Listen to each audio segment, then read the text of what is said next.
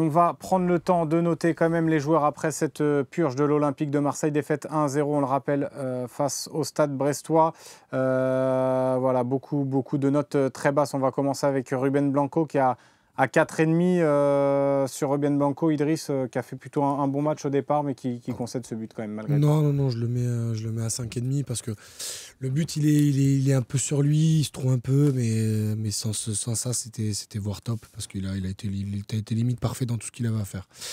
Donc je le mets allez, à 5,5, 6. Je vais pas chipoter pour sur beaucoup de 5,5, on rejoint plutôt Idriss sur cette note-là sur Ruben Blanco. 5,5, ça me semble plutôt correct sur son match à lui. Donc Ruben Blanco. Il y a un copain qui dit sur Twitch, franchement, à quoi ça sert de faire des notes?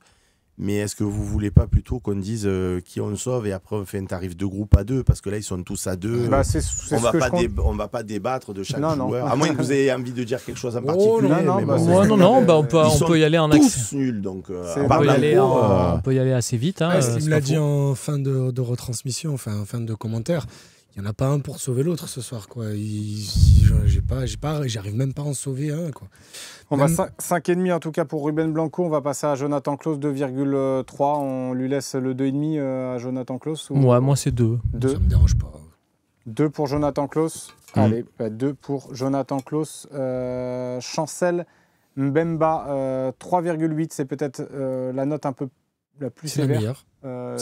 C'est la meilleure avec Ruben Blanco. Romain, je te voyais un petit peu. Ouais, moi je mets pas Chancel Mbemba en flop. Ouais, voilà.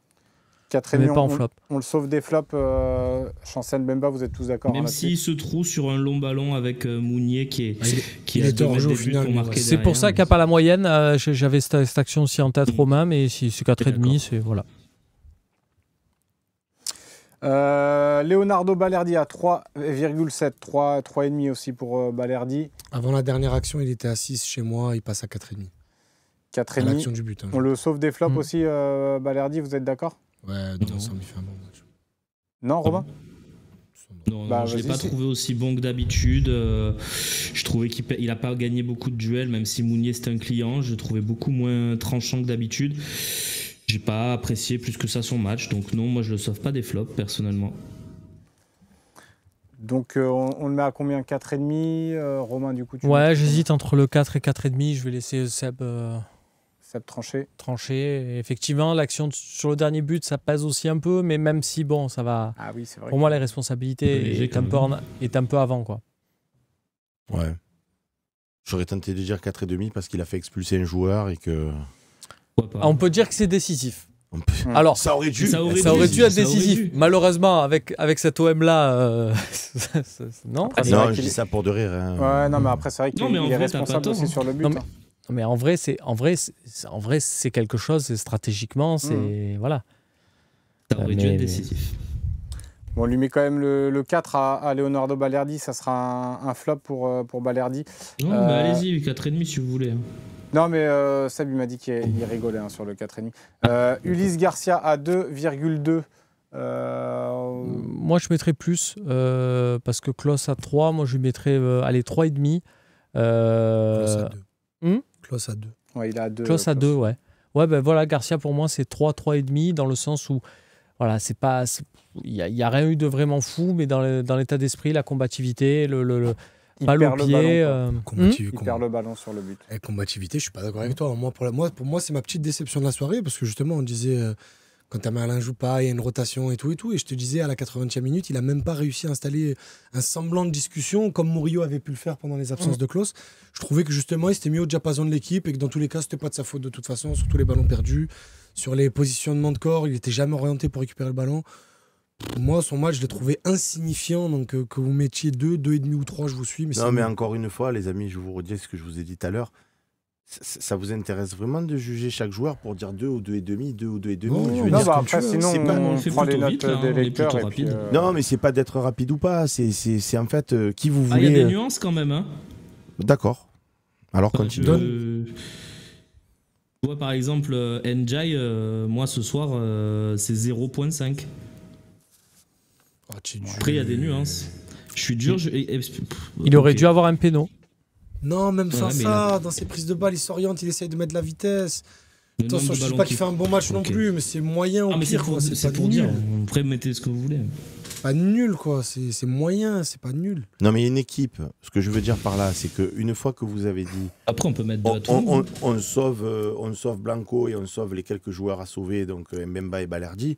Après, on a perdu à 11 contre 10. Donc, soit on dit tout le monde a 1, soit tout le monde a 2. Mais à quoi ça sert de dire Ndiaye c'est 1,5, Harit c'est 2? Ils sont tous nuls. Les notes, ça sert à quoi? Ça sert à dire aux gens. Prestation globale. Voilà la prestation complète. Mais ils sont tous nuls, donc à 1,5 point près. Enfin, après, sauf si ça intéresse les lecteurs. On est d'accord sur le 2 pour tout le monde alors? En vrai, par rapport à ce qui reste, ouais. Franchement, même on en a. Comme ça. Et après, comme dit Seb, on va pinailler un peu sur un 3,5, sur un 1,5 pour un autre, mais globalement, la prestation globale, ça va être ça. Ouais, une fois qu'on a dit, c'est vrai qu'une fois qu'on a dit Balerdi 4, Mbemba 4,5 et Blanco 5,5, tout le reste à 2. Parce qu'on en a, mais ça passe dans la vie. Pour Lesmelou, c'est pas bon. Sur Lesmelou, c'est pas bon. Non, mais tout son match, il est pas bon. Donc c'est 2. Harit et Unai, c'est 2, mais parce que c'est 2 à chaque match. Sarr, c'est même moins que 2. Bon, après. C'est 2. Quoi, Sarr? Attends, juste un truc. Je peux me permettre juste sur. Pourquoi il sort, Sarr? Vous trouvez qu'il est. Je trouve que c'est nul. Il est nul, Romain. On est 3 à dire qu'il est nul, t'es seul. Laisse-le finir. Écoute, je peux quand même donner mon avis, ou alors je coupe tout de suite, il n'y a pas de souci. Vas-y, Rouge, on t'écoute. Statistiquement, à la 55e minute, il avait touché 4 ballons dans la surface, soit plus que tous les autres joueurs de tout le match, à part Mounier qui a touché un peu plus de ballons parce qu'il fait des déviations.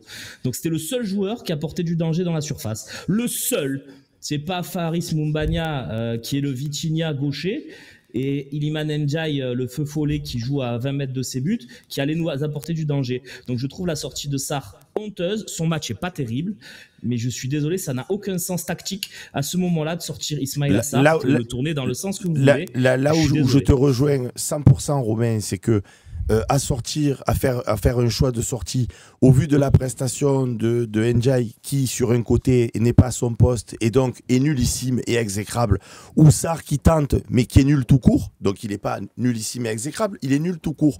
Je suis d'accord à 1000% avec toi, le choix devait se porter sur Ndiaye à 100%, tous les jours. Il n'y a même pas à se poser la question. Ceci étant dit, là où je ne te suis pas, c'est pas parce que Sarr il a le ballon, comme tu l'as expliqué, chez l'adversaire. Il n'a pas fait une seule diff, pas une fois. Tu as expliqué que Harit, il avait fait un centre en première mi-temps qui n'avait pas été réceptionné. C'est vrai, Sarr, il n'a rien fait. Oh, c'est grave pour un attaquant quand même. Tu veux que je te donne la stat la plus importante du match selon moi à tout le monde. Avec plaisir. Je te réponds à toi, Roux. À partir du carton rouge pour le Stade brestois. En deuxième mi-temps, c'est 4 tirs, 3 cadrés pour Brest. Et pour l'OM, c'est 5 tirs, 0, un seul cadré. Voilà. Ok. De toute façon, Loïc, tu as compris, tu mets 2 à tout le monde pour, mais après, si ça pour vous ce soir. plaisir. Non, mais en plus, ça a du sens. Par contre, oui, juste de dire, ça redit un peu, si tu veux faire une note à Gattuso aussi, on finit le match en supériorité numérique. Moi, Gattuso, je lui mets 0, je lui mets pas 2. Oui, c'est 0. Mais justement, juste pour expliquer... Il s'est trompé surtout. Et là où je suis d'accord avec Romain sur le truc de changement d'Iliman Ndiaye, mais par contre, ce qu'il faisait sur le terrain, il était aussi nul que les autres, voire pire, parce que franchement, je ne l'ai pas vu du tout. Ce que j'aime bien, c'est que tu finis à 2 attaquants dans la boîte, puisque tu mets Aubameyang et Moumbagna à côté, tu as Luis Enrique côté gauche, grosso modo. Merci pour la contre-attaque d'ailleurs. Et oui, c'est une belle histoire ça aussi. Et Iliman Ndiaye à droite. Donc tu joues avec deux ailiers, entre guillemets, 2 attaquants, puisque tu es en supériorité numérique. Et tu fais le choix, du coup, de laisser Iliman Ndiaye à droite au lieu d'Ismaïla Sarr, alors que dans cette configuration avec 2 attaquants axiaux, la consigne du coup d'élargir pour centrer, enfin c'était vraiment le meilleur domaine d'expression d'Ismaïla Sarr. Je ne vais pas dire du petit lait parce que non, mais bien sûr. Et surtout qu'Ndiaye à la 30e était cramé. Il fait 30 premières minutes et après il explose complètement quoi. Il fait 90 minutes ce soir. Iliman Ndiaye a joué les 90 minutes du match ce soir. Je sais pas si on réalise. Ah oui, non, mais on est d'accord, c'est totalement fou. Les gars, juste, vous me voyez là depuis tout à l'heure sur le chat aussi avec mon téléphone, c'est juste pour vous avoir un peu des petites infos sur place, puisqu'on a dit que c'était animé entre Longoria et Benassia. Donc, effectivement, c'était animé, mais j'arrive pas à savoir si c'était animé entre eux ou s'ils étaient énervés tous les deux pour la même chose. vous allez me dire, c'est comme nous des fois sur des débats, on est énervé, on ne sait pas si on est... Et des fois, on a l'impression qu'on s'énerve contre, mais on est d'accord, donc c'est difficile de déchiffrer ça. Par contre, pour vous dire qu'il est 23h22, donc voilà, pour ceux qui nous regardent en replay, là, sur le direct, il est 23h22, et Gattuso n'est toujours pas venu en zone mixte. Il est toujours dans le vestiaire à l'heure actuelle. Donc voilà, est-ce qu'il y a une discussion et on lui dit là tu vas gentiment aller annoncer ta démission ou pas? Ne nous créerons pas de faux espoirs pour rien, mais bon en tout cas voilà. Et il y a un joueur du coup qui est venu s'exprimer en zone mixte. Paul Lopez? Non. Paul Lopez. Ah ouais? J'ai vu que c'était Ruben Blanco. Paul Lopez. Qui a dit une substance? Je sais pas ce qu'il a dit. Je l'ai moi si vous voulez. On ne mérite pas de porter le maillot de l'OM, on ne peut pas continuer comme ça. Il a dit un peu plus, mais il a dit va falloir assumer. Si le président nous demande de partir, on doit partir. Non mais le mec qui va parler, c'est un mec qui n'a pas joué. C'est vous dire au niveau où on est. C'est bon. Apparemment, Gattuso il est sur Prime et il s'excuse. Ouais. Mais moi, je m'en fous des excuses. Je vous dis la vérité. Il déclare je prends la responsabilité complète du match de ce soir. Ouais. Mais prends vraiment ta responsabilité. Là encore, oui. Voilà. J'ai une déclat de Les Melou qui dit merci à la VAR parce que je pense qu'il y avait pénalty. Voilà. Mais il n'a pas dit je pense, il a dit on a revu l'image et il y a pénalty, merci voilà. La VAR. Donc merci la VAR. Hein. Il dit merci la VAR. Il a clairement dit ça sur le plateau. Parce qu'on s'est quand même fait carré. Hein. Faut quand même le dire quand même. Hein. Après c'était au tout début du match, on ne sait jamais ce qui peut se passer. Franchement Romain, l'équipe qu'on a m'amène à dire qu'on aurait pu marquer sur pénalty, on en aurait pris 2 ce soir. On aurait peut-être même pas marqué. C'est quand même fait carré, Romain. Je te rappelle que jeudi, on marque à la 66e. Romain, il a raison, ça suffit. On a une équipe de chèvres. On est nuls. On a le droit de le dire. Mais les arbitres, ils sont encore plus nuls que l'Olympique de Marseille. Ah oui, c'est grave. Parce que quand tu es derrière une télé avec des replays, mais c'est pareil à l'Angleterre. Hein. Vous avez vu City contre Chelsea? Le mec de Chelsea prend le ballon avec la main. Moi, je m'en fous que ce soit City ou Chelsea. Moi, je suis pour l'OM, le reste, je m'en fous. Mais je regarde des foot pour ma culture quand même. Le mec de Chelsea prend le ballon de la main, il se l'amène comme si c'était un handballeur. Je caricature évidemment un peu. Il y a la VAR et tout, il n'y a pas de pénalty. Donc à un moment donné, les arbitres, que ce soit... C'est pour ça que ça me fait dire... De quoi? La prise de judo, Nice-Lyon.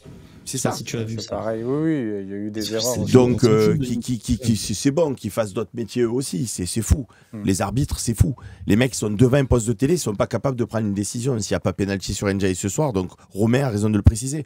Après, encore une fois, Romain...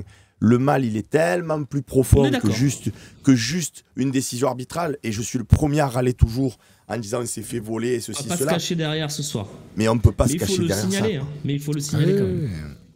Oui, après, bon, mais bien sûr qu'il faut le signaler. On joue quand même à 10 le reste une grosse partie de la deuxième période. Donc... Oui, logiquement, mais ce que je veux dire, c'est que c'est pas que ça qui a fait qu'on a perdu. Ah oui, non, mais clairement.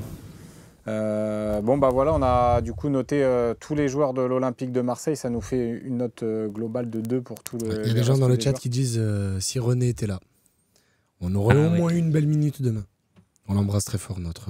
Et Gattuso qui apparemment a dit qu'il fallait maintenant commencer à regarder derrière, être lucide et commencer à regarder derrière. Bien.